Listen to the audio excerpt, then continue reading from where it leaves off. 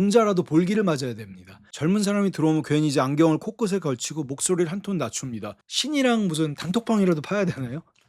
안녕하세요. 브루스의 북살롱입니다. 오늘도 논어의 좋은 구절 하나를 소개해 보려고 합니다. 이번에도 하기편의 한 구절이에요. 그리고 지난번처럼 남해근 선생님의 해석을 바탕으로 이야기해 보겠습니다. 오늘 볼 구절은 이겁니다. 자왈 군자부중 즉불위 학즉불고 주충신 무우불려기자 과즉물탄계. 보통 이렇게 해석해요. 공자왈 군자는 중후하지 않으면 위험이 없고 학문도 견고하지 않게 된다. 충실함과 신의를 중심으로 삼고 자기보다 못한 벗을 사귀지 말며 잘못이 있으면 고치기를 꺼리지 말라. 좋은 말씀으로 보이죠? 근데 이 구절은 잘못 해석하면 바로 위험해집니다. 순식간에 인생은 내가 더 오래 살았으니 너희는 내 말을 들어라 그런 버전이 돼요. 그러니까 이건 뭐 논어가 아니라 갑자기 꼰대 사용 설명서 같은 게 되는 거죠. 특히 앞부분의 군자부중 즉불위, 군자는 중후하지 않으면 위험이 없다. 이 말을 문자 그대로만 받아들이면 어떻게 될까요?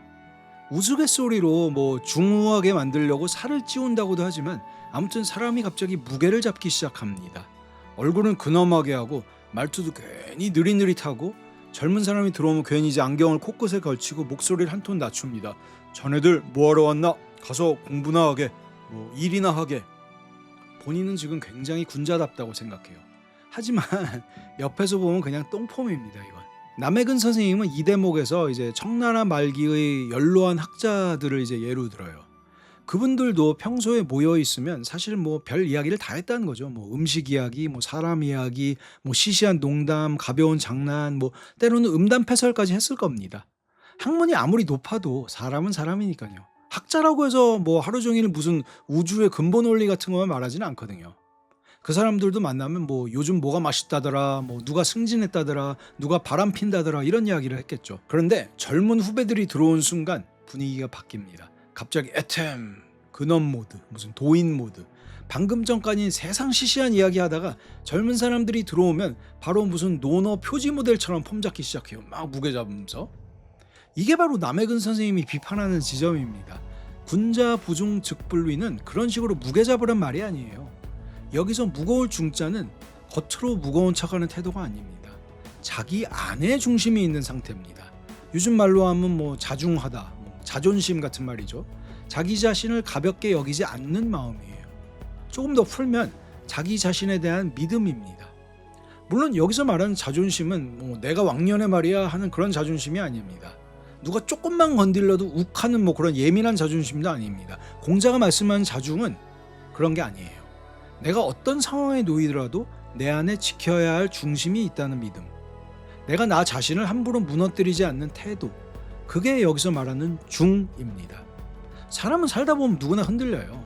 일이 잘 풀릴 때야 뭐 당연히 누구나 제법 괜찮은 사람처럼 보이죠. 문제는 위기 때입니다.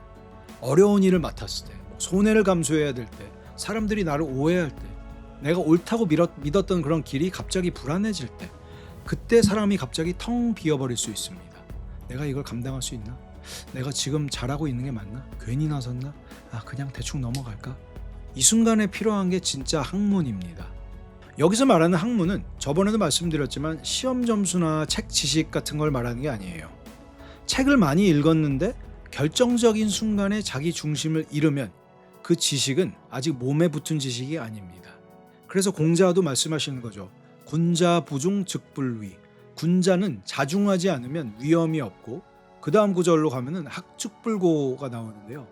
뜻이 그런 상태에서는 배움도 견고하지 않다. 지식이 아무리 많아도 자기 자신을 지탱하는 힘이 없으면 그 지식은 바람 앞의 촛불처럼 흔들립니다. 그 다음 구절은 주충신입니다. 충실함과 신의를 중심으로 삼으라는 말인데요. 여기서 충을 단순히 윗사람에게 충성하라는 뜻으로 보면 너무 좁은 의미입니다. 내 마음을 다하는 것, 내 맡은 일에 진심을 다하는 그런 충실함에 가깝습니다. 신, 이건 믿음이에요. 말과 행동이 어긋나지 않는 것, 사람 사이에서 신뢰를 지키는 겁니다. 그러니까 공자가 말하는 군자는 이런 사람입니다. 겉으로 뭐 무게 잡는 그런 사람이 아니라 자기 안에 중심이 있고 일에는 마음을 다하고 사람 사이에서는 신뢰를 지키는 사람, 그런 사람인 거죠. 다음 구절은 무불려기자. 보통 자기보다 못한 사람을 친구로 사귀지 말라라고 이제 송나라 유학자들은 해석했어요. 그런데 남해근 선생님은 이 해석에도 강하게 문제를 제기합니다. 이걸 정말 나보다 못한 사람과 사귀지 말라라는 뜻으로만 읽으면 어떻게 될까요? 그럼 세상은 정말 이상해집니다.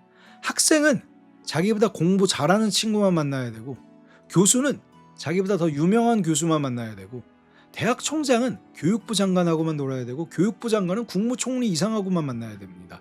계속 위로만 올라가야 돼요. 그러면 맨 꼭대기에 있는 사람은 누구랑 친구를 합니까? 신이랑 무슨 단톡방이라도 파야 되나요? 이건 말이 안 되죠. 만약 공자가 정말로 나보다 못한 사람은 친구로 사귀지 말라라고 말했다면 남해근 선생님 표현대로 이제 공자라도 볼기를 맞아야 됩니다. 왜냐하면 그건 군자의 태도가 아니라 소인의 태도이기 때문이에요. 사람을 위아래로 줄 세우고 나에게 이익이 될 사람만 골라 사귀는 태도잖아요, 이건? 그렇다면 무불려 기자는 어떻게 이해해야 될까요? 남해근 선생님의 해석은 아주 선명합니다. 당신보다 못한 친구는 없다. 이런 해석을 해요. 이 말은 아무나 다 훌륭하다는 뜻이 당연히 아닙니다. 모든 사람이 다 성인군자라는 뜻도 아닙니다. 핵심은 이겁니다. 어떤 사람도 함부로 얕보지 말라. 그러니까 앞구절 군자 보중 즉불위가 자기를 존중하라라는 말이라면 이 구절 무불려기자는 남도 존중하라라는 말이에요. 자기 자신을 가볍게 여기지 말아야 하듯이 다른 사람도 가볍게 여기면 안 됩니다. 우리는 가끔 사람을 너무 빨리 판단하죠. 아, 저 사람 별거 없어. 저 사람 배울 게 하나도 없어. 저 사람 수준이 낮아. 저 사람 말은 들을 필요도 없어. 그런데 정말로 그럴까요? 세상 사람들의 지혜나 총명은 생각보다 큰 차이가 없을 수도 있습니다. 어떤 사람은 반응이 빠르고 그래서 똑똑해 보여요. 어떤 사람은 반응이 느리고 그래서 둔해 보입니다. 그런데 반응이 느리다고 해서 아무것도 모르는 건 아니에요. 빠른 사람은 속이면 바로 알아요. 느린 사람은 나중에 합니다. 아주 늦게 알 수도 있어요. 심지어 몇십 년 뒤에나 알 수도 있습니다. 하지만 결국은 알게 됩니다. 그래서 사람을 만만하게 보면 안 되고 사람은 속여도 된다고 생각하면 더더욱 안 됩니다. 남해근 선생님은 여기서 아주 현실적인 인간 이해를 보여줘요. 사람은 누구나 장점과 단점이 있어요. 어떤 사람은 이 부분에선 틀렸지만 다른 부분에선 맞을 수도 있고, 어떤 사람은 성격은 별론데 일에 대한 감각은 좋을 수도 있습니다. 어떤 사람은 말투는 아주 거칠지만 아주 중요한 의견을 낼 수도 있어요. 어떤 사람은 평소에는 못 믿어 보여도 결정적인 순간에 의외의 통찰을 줄 수도 있습니다. 그래서 옛말에 이런 말도 있는 거죠. 그 사람 때문에 그의 말까지 버리지 말고 그의 말 때문에 그 사람까지 버리지 말라. 이 말은 굉장히 중요한 말입니다. 어떤 사람의 인격이 마음에 들지 않는다고 해서 그 사람이 한 좋은 말까지 다 버리면 안 됩니다. 반대로 어떤 사람이 좋은 말을 했다고 해서 그 사람 자체를 무조건 훌륭한 사람으로 포장할 필요도 없어요. 이건 균형이 중요한 겁니다. 사람은 사람대로 보고 말은 말대로 봐야 됩니다. 우린 이걸 잘 못해요. 싫어하는 사람이 말하면 맞는 말도 틀린 말처럼 들립니다. 좋아하는 사람이 말하면 틀린 말도 그럴듯하게 들려요. 이게 인간입니다. 그래서 이제 공자도 자기보다 못한 친구는 없다라고 말한 거예요. 정확히는 누구도 함부로 나보다 못하다고 여기지 말라는 뜻이죠. 사람을 얕보지 마세요.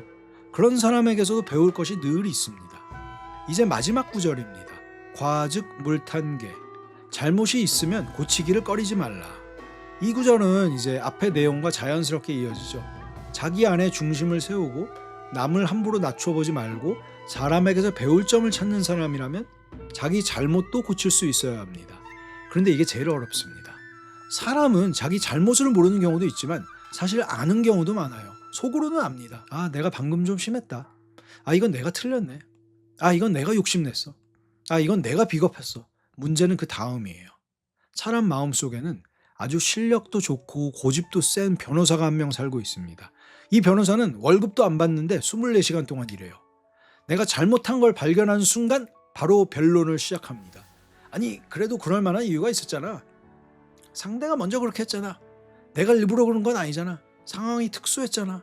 다른 사람들 다 그러잖아. 순식간에 판결이 납니다. 피고인도 나, 변호인도 나, 판사도 나.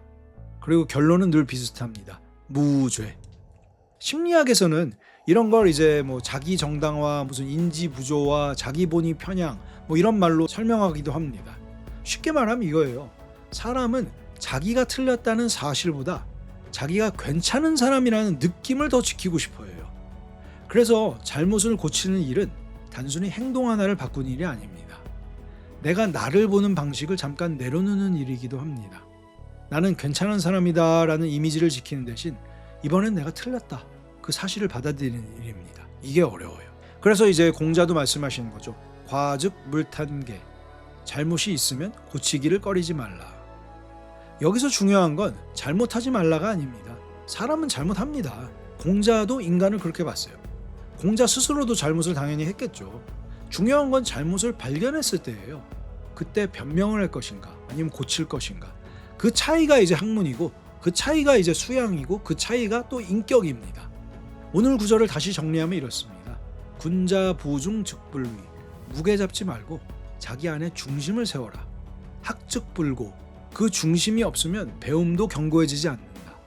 주충신, 일에는 마음을 다하고 사람 사이에는 신뢰를 지켜라. 무불려기자, 누구도 나보다 못하다고 여기지 말라. 과즉 물탄개, 내가 틀렸다면 고치기를 주저하지 말라. 이 구절은 이제 꼰대가 되란 말이 당연히 아닙니다. 근엄한 표정으로 젊은 사람들을 내려다보라는 말도 아닙니다. 나보다 못한 사람은 만나지 말라는 말도 아닙니다. 오히려 그 반대예요. 자기를 존중하라, 남도 존중하라, 그리고 내가 틀렸을 때는 고쳐라. 이 세 가지가 오늘 구절의 핵심이라고 할 수 있습니다. 자기를 존중하지 못하는 사람은 쉽게 흔들리고, 남을 존중하지 못하는 사람은 쉽게 교만해지고, 자기 잘못을 고치지 못하는 사람은 계속 같은 자리에 머뭅니다. 논어는 굉장히 오래된 책이지만 이런 대목을 보면 여전히 꽤 날카롭습니다. 결국 공자가 말한 군자는 무게 잡는 사람이 아니고 자기 안에 중심이 있고 다른 사람을 함부로 얕보지 않고 자기가 틀렸을 때 고칠 수 있는 그런 사람입니다. 그런 사람이야말로 진짜 배운 사람입니다. 네, 오늘 브루스의 북살롱은 이 정도로 마무리를 하도록 할게요. 오늘 영상 도움 되셨으면 좋겠습니다. 브루스의 북살롱이었습니다. 감사합니다.